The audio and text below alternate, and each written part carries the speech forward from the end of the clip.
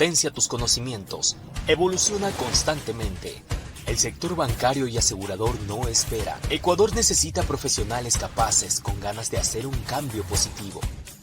En IPBF te damos las herramientas para que seas capaz de resolver de forma efectiva los desafíos que se presentan día a día. Capacítate para sobresalir.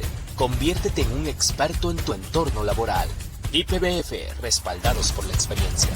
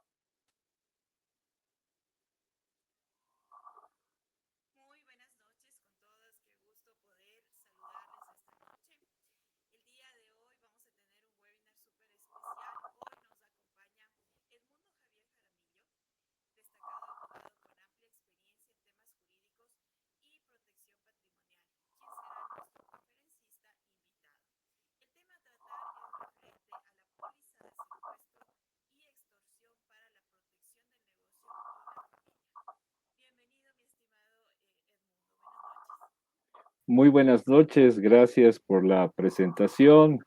Hola, Diego, ¿cómo están? Espero que todos estén bien.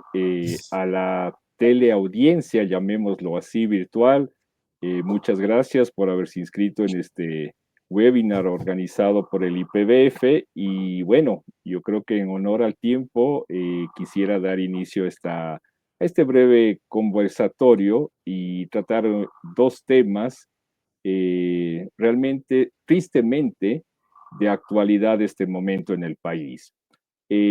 Bueno, como se dijo en la presentación, el día de hoy vamos a hablar sobre las pólizas que amparan el secuestro y la extorsión. Yo siempre que hago este tipo de introducción en esta área, que por cierto es un área muy delicada, y como ustedes podrán observar al inicio de esta presentación, yo empiezo con un subtítulo que puede sonar dantesco y puede sonar preocupante. Un tema muy delicado en el ámbito de los contratos de seguros. En muchos países del mundo, las pólizas de seguros que amparan el secuestro y la extorsión se encuentran expresamente prohibidas. Y también es importante hacer una aclaración, querida teleaudiencia. Este es un tema que va más allá de temas ideológicos, de temas políticos o de temas religiosos. Debemos tener claro, todas aquellas personas que de una u otra manera estamos participando de manera activa, ya sea dentro del ámbito profesional, del mercado privado de seguros o de actividades relacionadas con el mercado privado de seguros en el Ecuador, tenemos que tener mucha claridad de la responsabilidad que implica la comercialización con coberturas para secuestro y extorsión.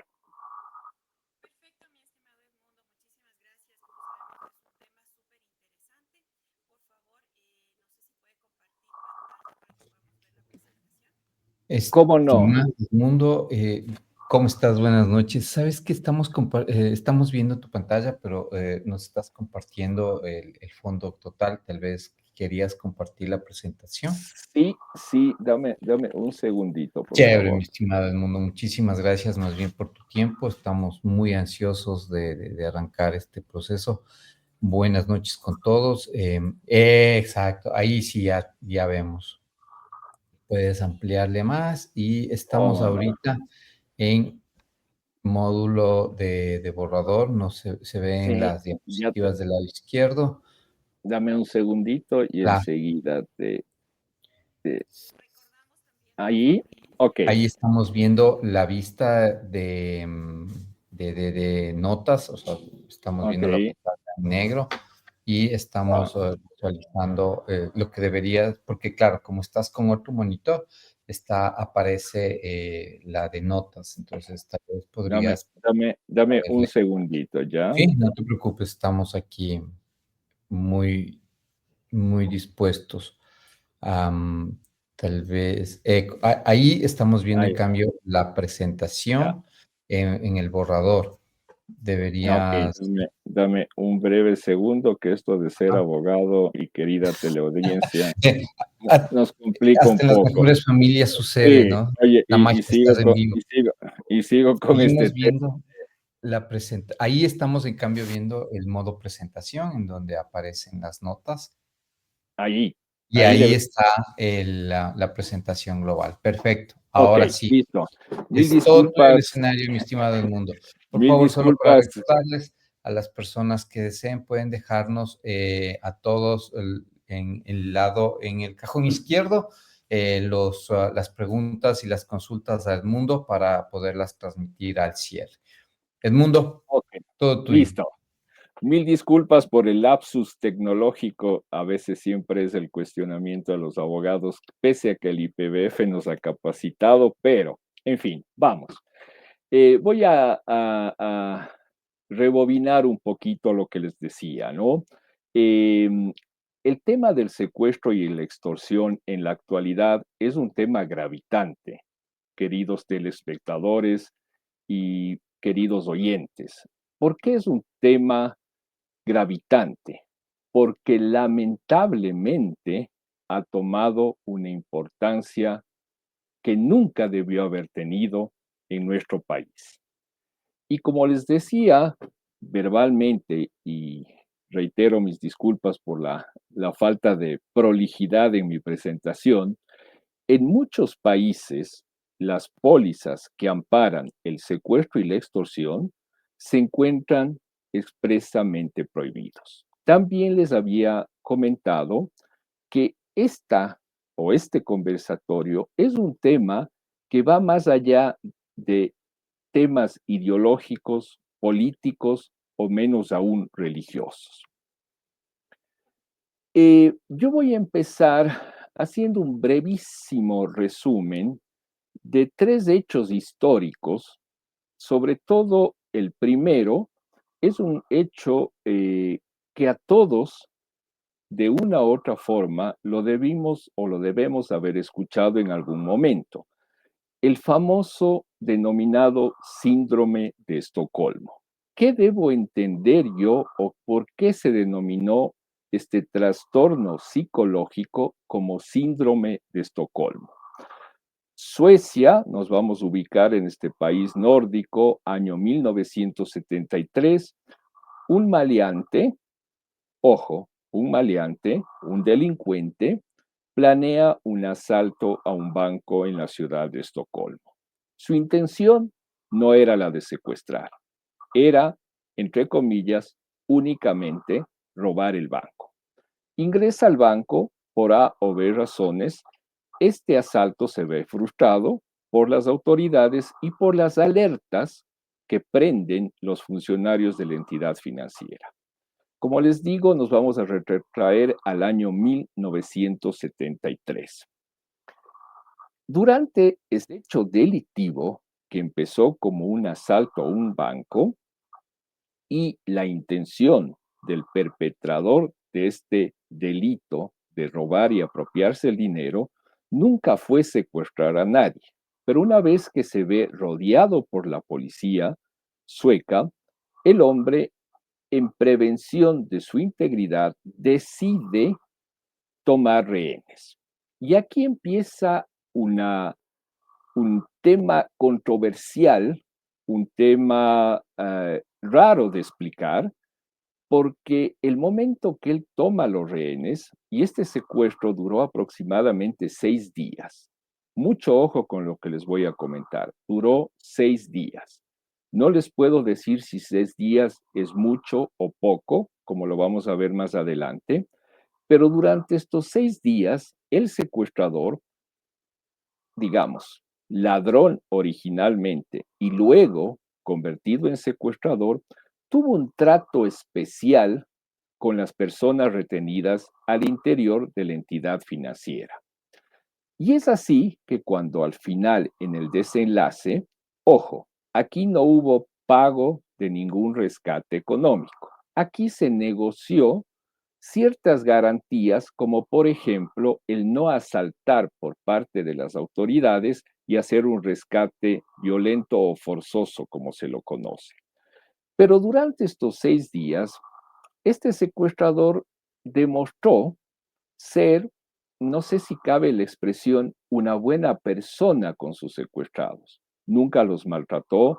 Había una persona que necesitaba medicamentos, él solicitó esa medicación, permitió que entre esa medicación, solicitó alimentos, solicitó frazadas, etcétera, etcétera. Una vez que termina el secuestro, el hombre se entrega a las autoridades, los secuestrados o rehenes salen libres y ilesos de este hecho. Las autoridades suecas toman alrededor de 15 días y les dan un respiro, si ustedes quieren, a las víctimas y son llamados a que pongan las acciones legales en contra de este secuestrador. Pero ahí viene lo extraño, queridos televidentes y oyentes. De las 6 personas que estuvieron secuestradas, ninguna de ellas quiso acusar al secuestrador. Y esto llamó mucho la atención a las autoridades judiciales y policiales de Suecia. ¿Pero por qué? Si fueron privados de su libertad de manera violenta. Recordemos algo, la libertad es uno de los bienes o el bien más sagrado luego de la vida del ser humano. Y yo creería que de todo ser viviente.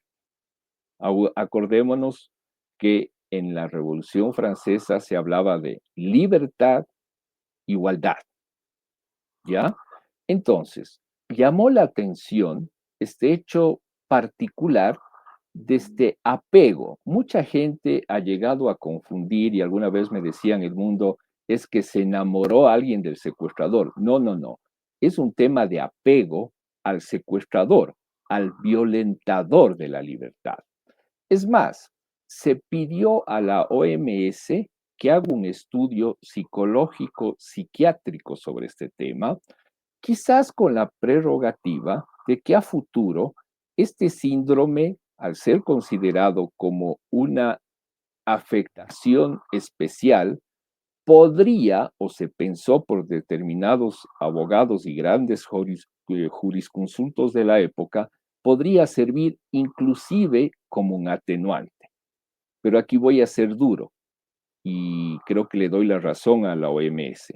La OMS no calificó el síndrome de Estocolmo como una afectación que sirva como un atenuante. Fue un caso aislado. Y lo vamos a ver en detalle un poco más adelante. Luego ustedes ven ahí un segundo título que habla del secuestro del avión de Saeta en Ecuador. Nos vamos a remontar, en cambio, aquí al año 1972, es decir, un año antes de producido el secuestro en Suecia, en el Ecuador y en el mundo entero, y sobre todo en Latinoamérica, por la influencia de la recién lograda Revolución Cubana, se empezaron a dar una serie de secuestros de índole ideológico. Y Ecuador no estuvo exento de esto. Primero se produjo un secuestro de un avión de una aerolínea norteamericana que se dirigía desde Miami hacia Ecuador, fue desviada de la ruta hacia Cuba. Y luego, en el año 1972, se secuestró un avión que despegaba desde la ciudad de Quito con destino a mi natal ciudad de Cuenca, con una particularidad, querida audiencia. En ese avión secuestrado estaba mi padre, ¿sí? Ah, a veces lo tomábamos como un tema jocoso en la familia, pero estaba mi padre y mi padre estuvo secuestrado alrededor de 48 horas, pues el avión, una vez secuestrado en el Ecuador, fue o tuvo que hacer una escala en Tucumán en Panamá y luego llegar a La Habana. Aquí hay un tema particular que era lo jocoso que nos parecía a nosotros de jóvenes cuando mi padre nos narraba este hecho, era que el momento que el avión de Saeta aterrizó en La Habana, Cuba, subió un caballero muy alto, mi padre estaba en shock, al igual que todos los pasajeros, un hombre muy alto, barbudo, que era nada más y nada menos que Fidel Castro, que se subía a pedir disculpas a los pasajeros, porque aquí viene la otra parte interesante de este secuestro. ¿Cuál fue? ¿Cuál fue el pedido de los secuestradores? Que los lleven a Cuba. Entre comillas, nada más.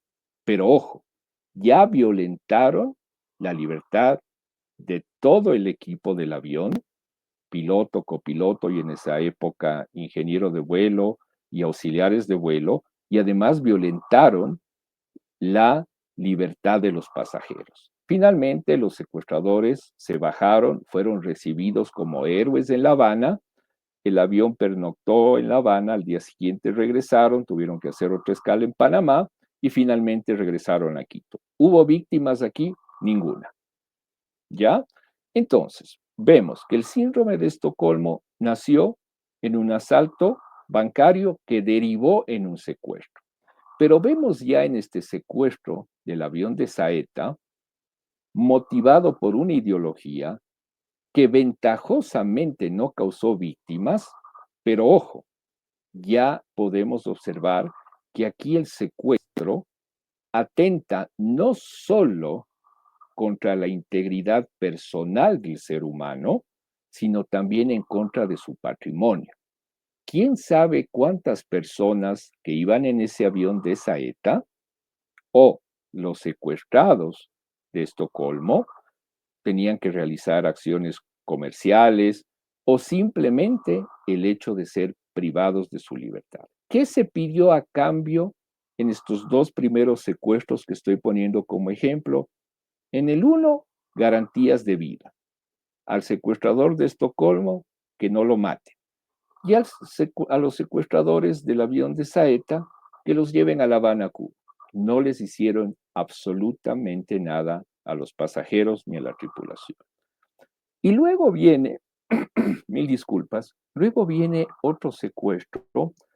Yo no quiero jamás hacer una apología del delito y no me atrevo a calificar, pero voy a tratar de indicarles que este secuestro fue el principio de una era de violencia en el Ecuador.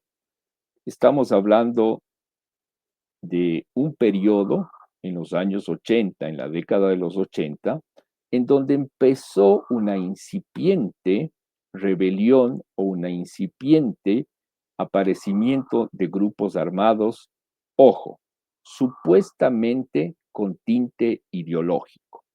¿Y por qué digo supuestamente? Porque este grupo armado que nacía en los años 80 en el Ecuador, quizás para muchos de las personas que tienen este momento la generosidad de escucharme, no les va a ser familiar este grupo. Este grupo se autodenominó Alfaro Vive Carajo. Y ellos empezaron o se dieron a conocer cuando sustrajeron, robaron del Museo Municipal de la ciudad de Guayaquil la espada del expresidente Eloy Alfaro. Este grupo fue entrenado y aprendió, si cabe la palabra, bajo la influencia de dos grupos insurgentes. Uno, el M-19 de Colombia y también las fuerzas de Centroamérica. Para contextualizar un poco este tema, Ecuador siempre ha estado en el medio de dos países que en las décadas, en el caso de Colombia, desde los años 50, vivió casi una guerra civil, con la presencia de las FARC, el ELN y el famoso movimiento M-19.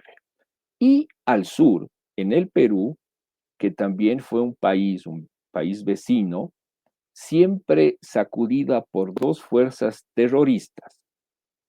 El uno denominado Sendero Luminoso, de una con un líder súper, hiper sanguinario, cruel, y otro movimiento subversivo denominado Tupac Amaru.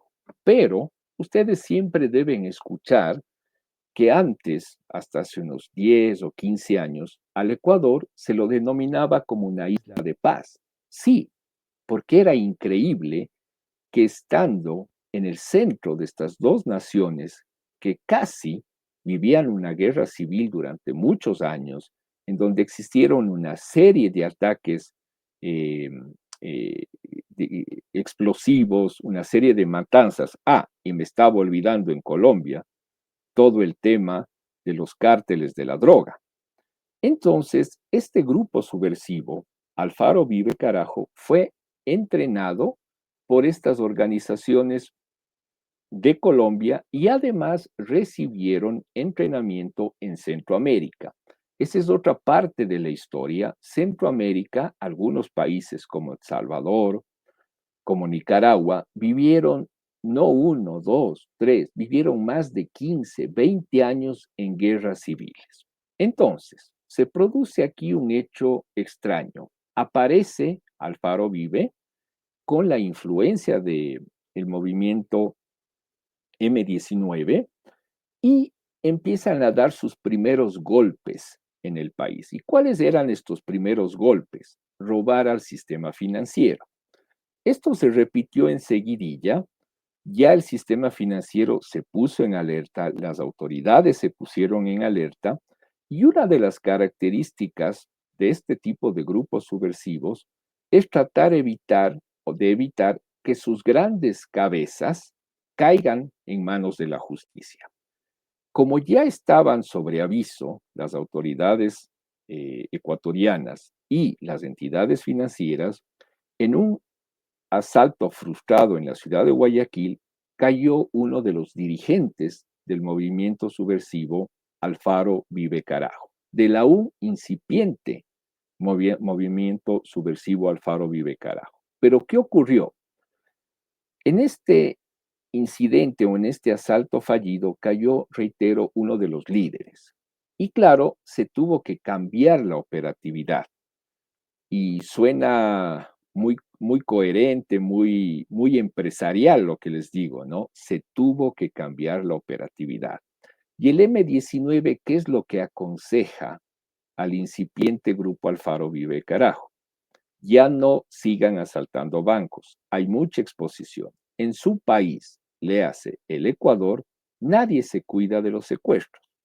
Y ahí es cuando planifican el secuestro del señor Naim Isaías Barquet. Naim Isaías Barquet era el gerente de un extinto banco que se llamaba el Filambanco, un banco muy grande, y entiendo que era un hombre que, si bien tenía algo de protección, tenía un mínimo de la misma. Y esto fue aprovechado por Alfaro Vive. Pero lamentablemente el secuestro no fue bien planificado y a las pocas horas del secuestro, las autoridades ubicaron en donde tenían retenido a Naim Isaías. Y mucho ojo con esto. En esa época, el secuestro o el rescate que pedía este grupo subversivo, mil disculpas, no era más que 1 millón de sucres. Si cogemos una calculadora y lo convertimos a dólares, les va a parecer risible. Pero ojo, quiero que aquí ya diferenciemos algo de los dos anteriores ejemplos. Aquí ya hubo el pedido de un pago, ya hubo el pedido de un rescate. Aquí hay una serie de mitos urbanos, hay una serie de historias que nunca sabemos si fueron reales o no. Decían que la familia tenía ese momento una póliza que casualmente amparaba el secuestro y la extorsión, que inclusive llegaron a hablar con el presidente de ese entonces para decirle que negociemos. Pero el presidente tomó una decisión muy criticada por unos, quizás muy criticada por la familia y bien vista por otros. Por eso a la introducción de este conversatorio les decía que esta charla no tiene un tinte ni político, ni ideológico, y menos aún religioso. ¿Cuál fue la decisión del presidente en ese entonces? Tomar por asalto e intentar rescatar al secuestrado. Pero lamentablemente, en la toma por asalto, falleció el secuestrado horas después y fallecieron todos los secuestradores. Esto generó polémica y vamos a ver en la siguiente diapositiva dos preguntas. Todo hombre tiene un precio. Me refiero a hombre como ser humano, como especie humana. Puede ser toda mujer o todo hombre tiene un precio. ¿Debo negociar o no? Y esto abrió, y hasta ahora, como vamos a ver más adelante, abrió una serie de discusiones de toda índole, desde la más básica, que yo quiero salvar a mi familiar, a mi amigo, a mi hijo, a mi esposa, etcétera, etcétera, y no me importa lo que tenga que hacer o lo que tenga que pagar. Me tengo que deshacer de una casa, de un auto, o quizás si tengo más bienes, no me importa que ese patrimonio desaparezca. ¿Por qué? Porque puedo cuantificar la vida de ese hombre o mujer, muy difícil. Y la segunda gran interrogante es, ¿debo hacer una negociación o no? Es decir, ¿debo sentarme con los secuestradores o extorsionadores a negociar para que liberen a la víctima o para que dejen de extorsionar a las víctimas de extorsión o no? Y más bien, ¿debo actuar como se ha actuado en muchas ocasiones a través de irrumpir, por ejemplo, en los lugares de acogida o viviendas de seguridad, como se las denomina por los delincuentes que cometen este terrible tipo de delito, o simplemente ceder y pagar? Aquí voy a hacer un brevísimo receso, que les va a sonar muy duro, pero esa es la realidad. ¿Cuál es el principio básico de todo contrato de seguro? Le hace de toda póliza de seguro. ¿Por qué nacieron los seguros? Y hay una respuesta muy sencilla: para amparar el patrimonio. Que este patrimonio puede ser el de, si contrato una póliza a todo riesgo, una póliza para incendio, una póliza de vida, una póliza o un contrato de medicina prepagada. ¿Con qué finalidad la contrata un cliente? Con la finalidad de amparar su patrimonio. Y aquí viene esta parte dura. Las pólizas de seguro que tienen cobertura para secuestro y extorsión finalmente están diseñadas para amparar el patrimonio del secuestrado, de su familia o de sus allegados, o si son víctimas de una extorsión. Esto marca una disyuntiva muy grande, y que realmente hay que manejarla con mucho tino.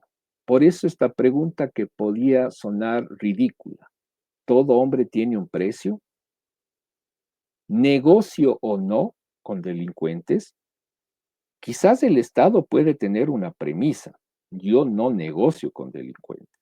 ¿Por qué? Porque si negocio, esto va a ir increciendo, va a ir subiendo la tasa de secuestros y extorsión, pero versus un familiar que quizás me dice: negociemos, yo tengo el dinero. Y ojo, quizás tengo una póliza que ampara secuestro y extorsión, y es más, por favor, yo doy el dinero este momento. Quiero dejarles estas dos inquietudes. Todo hombre tiene un precio, negocio o no. ¿Por qué? Porque a continuación vamos a ver cómo está entrelazado esto con las obligaciones de nuestra normativa en el Ecuador. En el Ecuador, de acuerdo al Código Orgánico Integral Penal, el COIP, les hago una aclaración, yo no soy experto en derecho penal y si algún penalista me está escuchando sabrá disculpar si tengo alguna imprecisión, se dictamina, se dictamina que es una obligación legal de todo ciudadano denunciar todo acto delictivo conocido por una persona en el Ecuador. Y por favor, recordemos este subtítulo. Es obligación legal de todo ciudadano ecuatoriano denunciar el cometimiento de un acto delictivo. Y ya vamos a ver por qué hago énfasis en eso. Aquí me voy a saltar un momentito a un tema súper importante que va a concatenarse con lo que vamos a ver más adelante. ¿Qué es la UNACE? La UNACE es una fuerza o una rama especial de la Policía Nacional, la Unidad Antisecuestros y Extorsión de la Policía Nacional del Ecuador. Hace algunos días o meses quizás tuvimos en el IPBF una charla con la presencia de los dos efectivos o dos agentes de la UNACE que tuvieron la generosidad de acompañarnos y ellos darnos una visión desde el interior de la institución hacia nosotros los civiles, entre comillas. Y recuerdo que algunos de los que estábamos en esta charla levantó la mano y le preguntó con todo derecho, le dijo, ¿cómo puedo confiar en la policía? Palabras más o palabras menos, si vemos que hay mucha corrupción.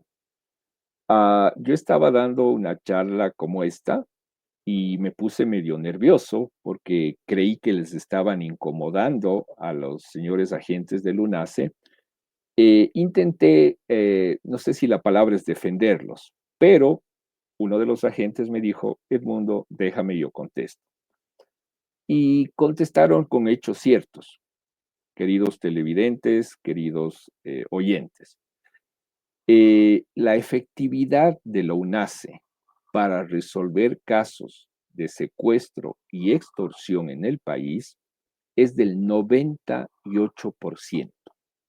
Ojo, 98% en el cual el secuestrado y o el extorsionado es liberado sin que se pague rescate alguno y sano y salvo.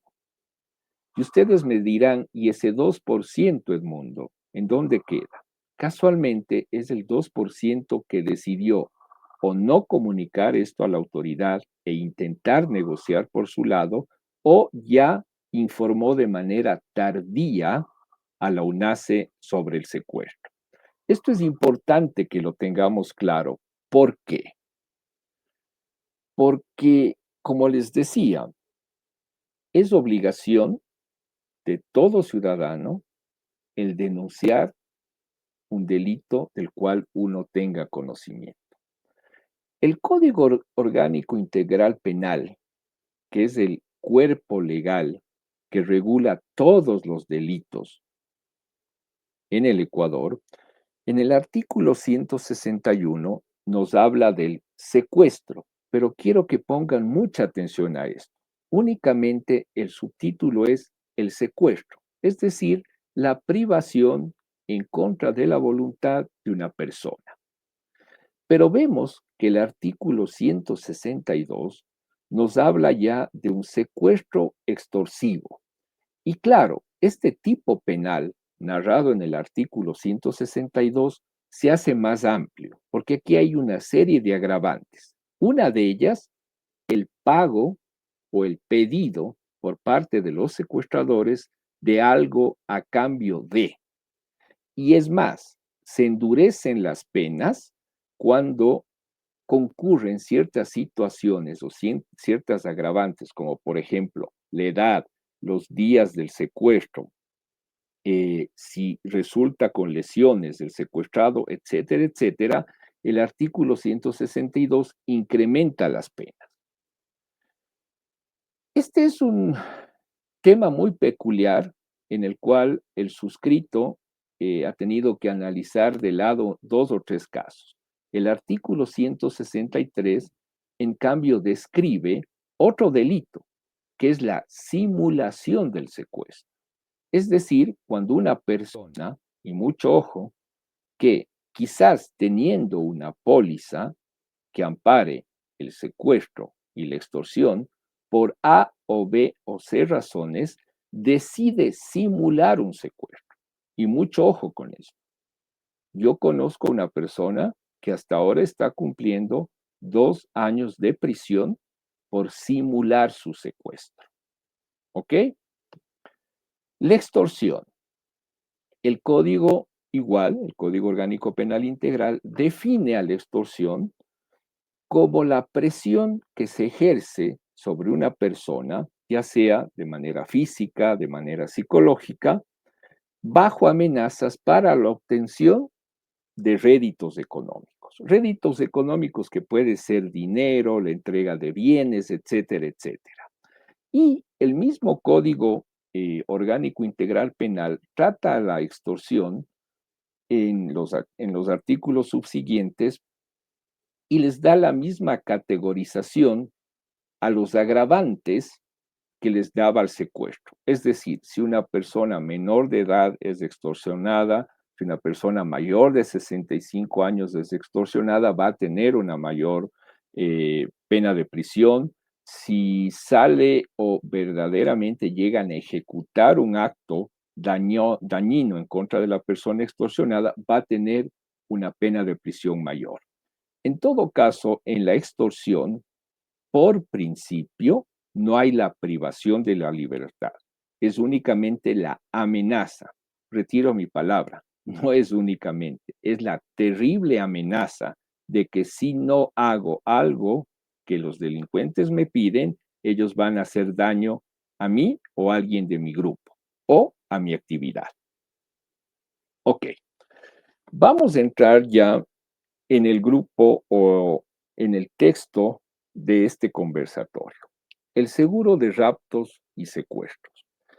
Este tipo de póliza tiene como objeto el pago de la cantidad que por concepto de rescate haya erogado el asegurado o los familiares del mismo. Esto es lo que ampara el pago del rescate. Y voy a retroceder mentalmente unas láminas atrás y un poco también en mi discurso, cuando yo les decía que finalmente el amparo de secuestro y extorsión sirve para proteger el patrimonio del asegurado. Y ojo, vuelvo a hacer énfasis en la parte final de esta diapositiva. En algunos países, este tipo de seguro es ilegal. Ok, las pólizas de seguro contra secuestro y rescate no es que me brindan a mí como asegurado una cobertura física. Alguna vez alguien me decía, entonces, el mundo, yo tengo esta póliza y puedo salir tranquilamente. No, no. Volvemos al tema del patrimonio. Pero ¿qué más ampara, más allá del pago del rescate o de la exigencia de los secuestradores? Por ejemplo, existen pólizas con el amparo de secuestro que amparan la pérdida del rescate en tránsito. ¿A qué se refiere esto? Las organizaciones delincuenciales están tan tecnificadas y tan modernizadas que ellos hacen, así como la policía les está haciendo un seguimiento, ellos también hacen un seguimiento de lo que está haciendo la familia de la víctima. Y ya se han presentado, mil disculpas, casos en los cuales se han negociado, comillas, los términos del rescate y ya se han puesto de acuerdo secuestradores y familiares para entregar ese rescate. Ejemplo tonto, en el basurero junto a la Cruz del Papa en el Parque La Carolina, en Guayaquil junto al basurero del Arco Norte del Parque Samanes, por citar 2 ejemplos. Pero esta red delincuencial, los famosos GDOs, como bien lo dice su nombre, es una red. Y ya ocurrió que mientras se transportaba el rescate a ser entregado, los mismos GDOs, los integrantes de este GDO, asaltaron a la persona que llevaba el rescate. Imagínense, se quedó con la víctima y se quedó con el rescate. Entonces, existen pólizas que amparan también, más allá del rescate, por ejemplo, la pérdida del rescate en tránsito y otros gastos incurridos como el resultado del secuestro, temas legales, temas de seguimientos, etcétera, etcétera. ¿Cómo funciona el seguro contra secuestro y rescate? Este tipo de cobertura está diseñada para ayudar a minimizar el impacto, ojo, financiero de un secuestro, una extorsión o una detención aleatoria o ilegal por el eventual pago de un rescate. Tenemos que recordar algo. La única entidad que tiene la potestad legal de privarnos de libertad es el Estado a través de la función judicial. Nadie más lo puede hacer. Otro de los beneficios, entre comillas, de este tipo de póliza es un acceso prioritario a una asesoría en prevención de este tipo de delitos. Es obvio. Mil disculpas. La compañía de seguros que emita o vaya a emitir este tipo de póliza con este tipo de coberturas va a dar una capacitación básica o quizás profunda al solicitante, al tomador de la póliza, para delinear una estrategia de prevención primero. Y segundo, cómo manejar la crisis cuando ya se da el incidente. Ahora bien, también las compañías de seguros que operan en este ramo colaboran con los asegurados para comprender la cobertura contra secuestros y rescates. Es decir, les van a dar pautas para la negociación. Pero aquí viene la parte complicada, chicos, y aquí tenemos que volver a la realidad. Muchos seguros que tienen el amparo de rapto y secuestro o secuestro y extorsión, estas pólizas presentan ciertas garantías y una de esas garantías suele ser el que no se comunique a las autoridades del país en donde se produjo el secuestro. Y aquí sí tenemos que ser sumamente, pero sumamente cuidadosos. ¿Por qué? Porque el momento que yo no comparto esta información con las autoridades del país, en el caso concreto de Ecuador, con la Fiscalía y con la función judicial, yo puedo convertirme en cómplice. Pero ojo, por el otro lado tenemos esta garantía que le dice Edmundo Jaramillo: si yo te doy esta póliza, no le dices a las autoridades. Es más, Edmundo Jaramillo, yo te voy a mandar un equipo de negociadores. Y así ha funcionado en otros países. Y de hecho, hace muchos años en el Ecuador, operaba de esta manera. Pero hoy, y con el antecedente que les estoy dando, que la UNACE tiene el 98% de efectividad, habría que pensar bien, y aquí me voy a dirigir a los asesores productores de seguros, que hay que pensar bien en qué tipo de póliza voy a aconsejar y qué garantías tiene esa póliza. Porque cuidado, por querer yo amparar o tener cobertura por un rapto o por un secuestro, le puedo estar metiendo en un gran lío a mi cliente y yo también como asesor productor de seguros. ¿Ok? Como lo habíamos visto, ¿cuáles son las coberturas? Secuestro, amenaza, desaparición, secuestro expreso. ¿Qué entendemos por desaparición? Edmundo Jaramillo desaparece, valga la redundancia, pero no sabemos si fue secuestrado o no. Y la familia no se puede quedar en un limbo. Si es que contrató una póliza de secuestros, lo que nos va a pedir esa póliza es que se declare, poniendo mi ejemplo, mi muerte presunta.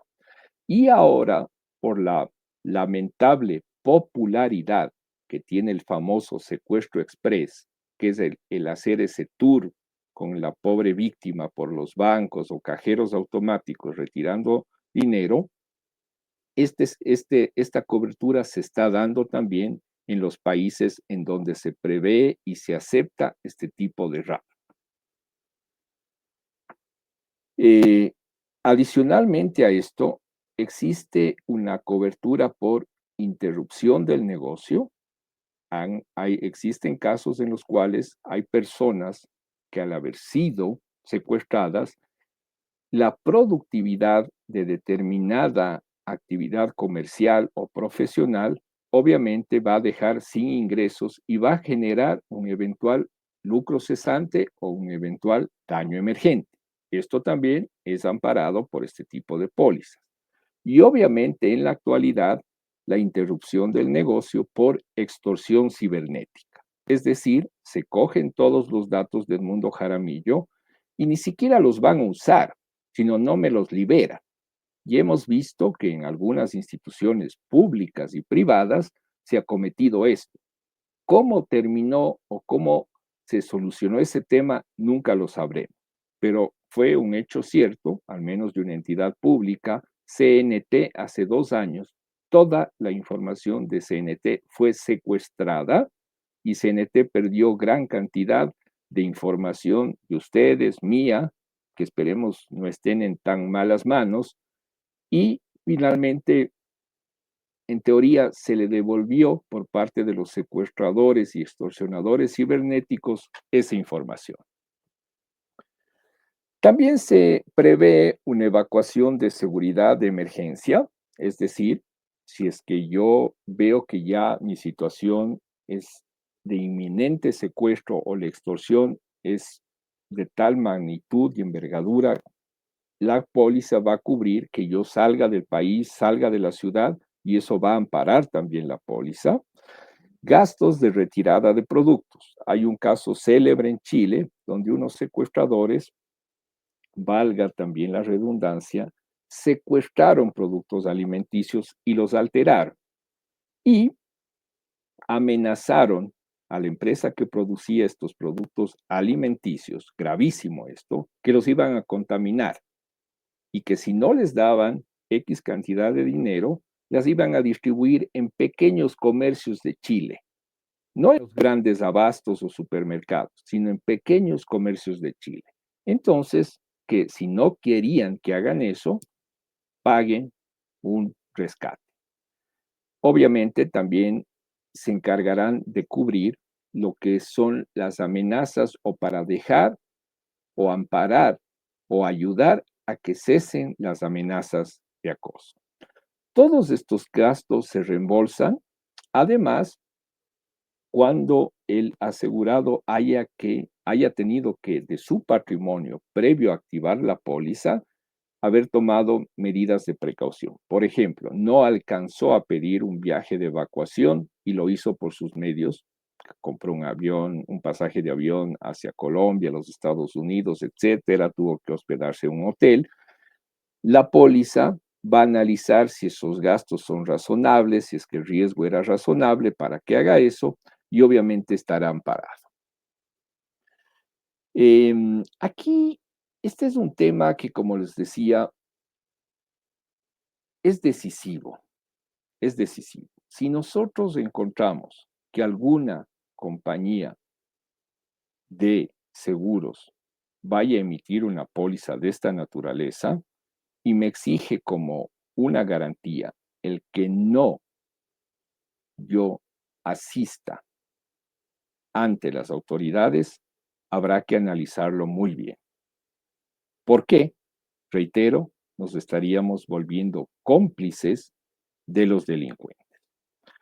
Si bien ellos me van a dar ayuda de experimentados asesores, me van a dar una serie de elementos en la denominada sala de crisis, que generalmente está integrada por 3 miembros de la familia íntima del secuestrado y 3 miembros de la autoridad. A lo mejor ellos me dicen, quiero los 3 miembros de la familia, pero yo te voy a poner 3 experimentados asesores. Levanto la mano y la policía, si me dicen no, la policía no entra en esto, habrá que pensar bien si es que voy a contratar o recomendar que se contrate una póliza que ampare secuestro y extorsión con ese tipo de garantías. Por la realidad que vivimos en el país de manera jurídica y además porque sí podríamos estar contribuyendo a que este negocio brutal, este negocio criminal, se expanda. ¿Qué es lo que suelen pedir fuera de que no se avise a las autoridades? Un estudio de riesgo, contratación de compañías de seguridad especiales, no cualquier compañía de seguridad, vehículos y blindaje, ojo, especiales. Aquí yo voy a ser un poco sarcástico. Yo veo que hay muchas empresas que están ofreciendo blindaje de vehículos. Por favor, para blindar un vehículo, el vehículo al menos debe tener más de 4.000 centímetros cúbicos. Yo siempre pongo como ejemplo en mis clases. Yo tengo un automotor, un Kia de 2.000 centímetros cúbicos. Si pongo un blindaje, supuestamente que me va a amparar contra los disparos de una arma 9 milímetros, mi carro con 2.000 centímetros cúbicos no va a caminar, simplemente así de simple. Sistemas alternos de telecomunicaciones. Este es un punto muy importante. El tema de la telefonía celular tiene un espacio de cobertura y esto ya se demostró. No fue un secuestro, no fue una extorsión, pero hace unos 3 o 4 años yo participé en un caso en el cual se pretendió asaltar un blindado que transportaba dinero hacia el oriente y alrededor del sector del Chaco, los delincuentes se acercaron y botaron bajo el vehículo 4 o 5 tacos de dinamita y obviamente el blindado explotó, fallecieron los guardias. ¿Y qué pasó? ¿Por qué no pudieron dar alerta? Porque había un punto ciego de telecomunicaciones. ¿Cómo se soluciona esto? Recurriendo a un equipo que parece obsoleto, el sistema de radio, que se lo usa en los aviones y que los ejércitos más modernos lo utilizan. Y finalmente, para expedir este tipo de seguros también se valida con los allegados al asegurado o a la familia que pasen por las famosas pruebas de confianza. ¿Qué son las pruebas de confianza? El famoso polígrafo, con el respeto y en la mayor consideración si hay en esta selecta audiencia algún poligrafista. Nosotros personalmente, los abogados, no creemos en las pruebas de confianza porque están sujetas a qué? A variaciones de pulsaciones de corazón, pulsaciones a nivel de la respiración, grados de sudoración. Hay asesinos confesos que han pasado el polígrafo y hay personas muy honradas que no han pasado el polígrafo. Finalmente, para entrar a la ronda de preguntas, quiero que se acuerden de este tema, la delgada línea de la validez de los seguros de raptos, secuestros frente a las organizaciones terroristas o delincuenciales. Y quizás mi cierre no les va a gustar mucho, pero ¿por qué la validez de este conversatorio? En la actualidad, en el Ecuador, no existe ninguna compañía de seguros que esté emitiendo este tipo de pólizas. ¿Por qué? Primero, porque ya los cálculos actuariales deben haberse disparado. Este tipo de pólizas, queridos oyentes y televidentes, antes estaba delineada para cierto grupo, empresarios, diplomáticos, profesionales que venían del extranjero, etcétera, etcétera. Pero En la actualidad, Ecuador es el país, lamentablemente, el segundo país más violento de Latinoamérica.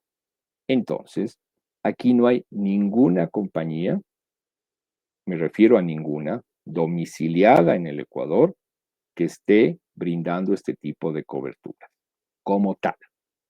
Y mucho ojo, hay compañías de afuera que sí dan estas pólizas, pero recordemos que si una compañía de seguros no está domiciliada en el Ecuador, esas pólizas no son legales dentro del Ecuador. Quisiera pasar a escuchar sus inquietudes y mil disculpas quizás por la velocidad que tuve que imprimir un poquito para poder atender esto. Estoy atento a sus consultas con el mayor de los gustos. Muchas gracias Edmundo. Por favor, ¿me confirma si me escucha? Sí, te escucho, Perfecto, sí. solventamos el inconveniente. Muchísimas gracias. Bueno, tenemos algunas inquietudes en realidad. Voy a empezar a compartir, por favor, para que podamos ir resolviendo este tema. Tenemos aquí el comentario de Gaby. Déjenme por acá, le coloco. Ya. Gaby Proaño nos dice, buenas noches, en esta póliza la compañía se subroga, ¿contrata quién? Pregunta. A ver, Gaby, te soy muy franco, tú conoces el mundo de seguros y es la pregunta que siempre nos hacen a los abogados que estamos en seguros. Por ejemplo, en los casos de robo o asaltos a camiones, ¿contra quién nos subrogamos? A veces vamos contra los transportistas, las compañías de seguros, pero a su vez el transportista me dice, no fue mi culpa, fue un acto que salió de mis manos. Aquí no veo subrogación. Además, si capturamos al delincuente, yo creo que va a ser muy difícil poder cobrar o recuperar el rescate. Excelente. Vamos acá con María Consuelo. Dice, buenas noches, ¿qué aseguradoras comercializan esta póliza? Bueno, ya respondí eso. Como te decía María Consuelo, ninguna. Por el momento, ninguna. Ok. Mónica Hinojosa nos dice, en Ecuador, ¿qué compañías de seguros emiten pólizas de rapto y secuestro? A ver, así suene repetitivo lo que les voy a decir, es muy importante indicarles que ¿por qué no se están emitiendo estas pólizas? Porque ustedes saben, estas pólizas siempre tienen que estar respaldadas por reaseguros. Y obviamente los reaseguradores quizás quisieran tomar este riesgo, ojo, pero poniendo garantías. Y quizás una de esas garantías es la de no avisar a las autoridades. Y una compañía legalmente domiciliada en el Ecuador no va a tomar ese riesgo, no por el tema económico, sino por las implicaciones que puede tener luego de. Entonces, eso hay que tenerlo súper claro. Perfecto. Javier Flores pone un comentario. Dice, hay que analizar algunas variables. Dice, es bien complejo. Como te decía, Javier, este es un tema súper complejo y les ponía el ejemplo del caso de Naim Isaías, que me duele mencionarlo, pero ahí el gobierno tuvo que tomar una decisión, el costo-beneficio. ¿Qué pesa más, la sociedad y dejar que el grupo guerrillero en ese entonces progrese o tomar, no por la fuerza, intentar rescatar al secuestrado? Lamentablemente eso no resultó y como tú bien dices, es muy complejo. Volvamos a esas dos preguntitas básicas. ¿Todo hombre, toda mujer tiene un precio? ¿Negociamos o no negociamos? ¿Qué pesa más? Depende de qué lado estés, Javier.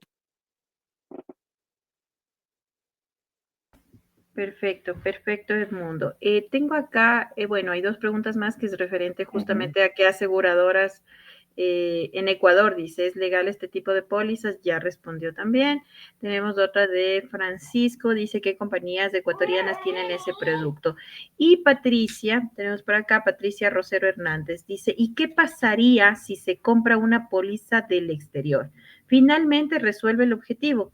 Yo las he revisado y más bien solicitan que se indique a la UNACE y trabajen en conjunto. Ok. Primero, sí me preocuparía, Patricia, contratar una póliza con una compañía que no esté radicada en el Ecuador. Partamos de algo básico. Olvidémonos un ratito de que sí se avisen a las autoridades y es más, que se coordinen con las autoridades. Pero ¿qué pasa si por A o B razones esa compañía extranjera niega el siniestro por A o B razones?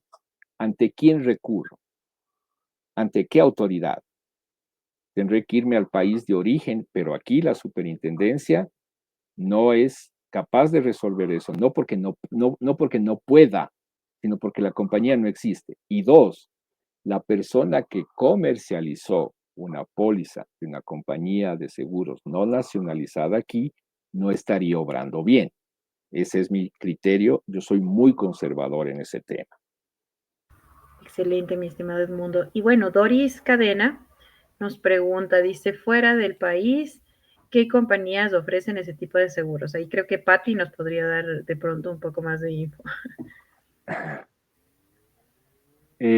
Bueno, algunas, sobre todo de origen norteamericano, estadounidense y una europea. Ojo, la europea no dentro del continente europeo porque las tasas de secuestro son muy bajas allá y más bien las de los Estados Unidos tienen una cobertura más de estas tomas que se suelen dar muy dolorosas a veces en las escuelas, en las universidades, ahí. Pero ya no es el común denominador. Existen sí, pero no es un común denominador ni en el exterior. Pero Perfecto, existe, ¿no? pero existen, correcto. Freddy Macías Contreras dice, si contrato un seguro y me secuestran en otro país, ¿cómo actúan? Vamos a hablar de la territorialidad como cualquier otra póliza. La póliza va a decir, esta póliza tendrá vigencia solo en Ecuador o tendrá vigencia en N países. Generalmente se restringen, por ejemplo, a los países, eh, eh, ciertos países en Oriente Medio y ciertos países del África. Están restringidas las coberturas allá. Si tú vas allá y te secuestran, ¿por qué? Porque exponencialmente el riesgo es mucho mayor. Ojo, Ecuador después de Haití puede ser el segundo país más violento o después de Brasil. Entonces, quizás está excluido Ecuador. Perfecto, mi estimado Edmundo. Creo que hemos terminado ya con las inquietudes. No tengo más en el chat. Y más bien quería presentar justamente, déjenme agregar un ratito. Ahí tenemos. Perfecto. Mi estimado Edmundo, queríamos pues agradecerte por la ponencia realizada el día de hoy, justamente con un tema muy controversial, ¿no? Pero es súper importante conocerlo, el tema de la póliza de secuestro y extorsión para la protección del negocio y la familia en área de seguros y técnico. El IPBF te hace la entrega del presente certificado como agradecimiento justamente a tu participación. Voy a dar lectura y dice IPBF, Instituto de Banca y Seguros, otorga el presente certificado a Edmundo Javier Jaramillo Morina por participar en la ponencia Póliza de Secuestro y Extorsión para la Protección del Negocio y la Familia, desarrollado en modalidad virtual con una duración de 1 hora. Quito, 17 de septiembre del 2025. Eso es todo. Muy gentiles. Tengo comentarios, estimado Edmundo, voy a compartir en pantalla para que tú puedas revisarlo, donde te están agradeciendo, te están felicitando también Muchas por gracias. tu ponencia. Sí, tenemos aquí a Verónica, Javier, dice muy interesante el tema, Fernando, Ana Luisa Tobar, así que les agradezco, dice Priscila Sánchez. Muy amable, me abrió los ojos en varios puntos. Gracias, doctor Edmundo e IPBF. A todos ustedes, chicos, muchísimas gracias.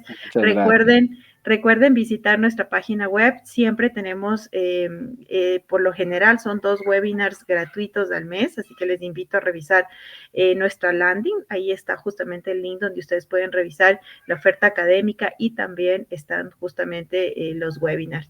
Edmundo, le agradezco muchísimo. Muchísimas que tenga gracias. una excelente noche. Muchísimas Igualmente gracias. con todos. Descansen. Hasta luego. Hasta luego. Gracias. Gracias.